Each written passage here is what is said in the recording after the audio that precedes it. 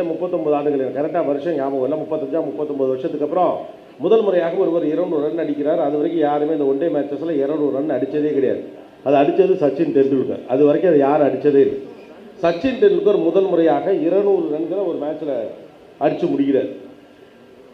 ஆனால் சுவாரஸ்யமான விஷயம் என்னென்னா, கிரிக்கெட் ஆரம்பித்து 39 ஆண்டுகளில் முதல் முறையாக சச்சின் டெண்டுல்கர் 200 ரன்கள் என்ற மைல்கல்லை எட்டுகிறார்.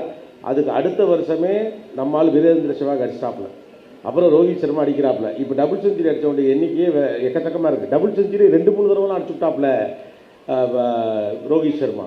ஏன் 39 ஆண்டுகளாக யாருமே அடிக்கலை, ஆனால் சச்சின் டெண்டுல்கர் அடித்த உடனே எல்லாரும் கடன் அடிச்சு விட்டாங்க அப்படின்னா, மனிதனால் அதுவரை 200 ரன்களை அடிக்க முடியும் என்று யாரும் நம்பவே இல்லை. ஒருவன் நம்பினான் தன்னால் அடிக்க முடியும், அவன் அடித்தான்.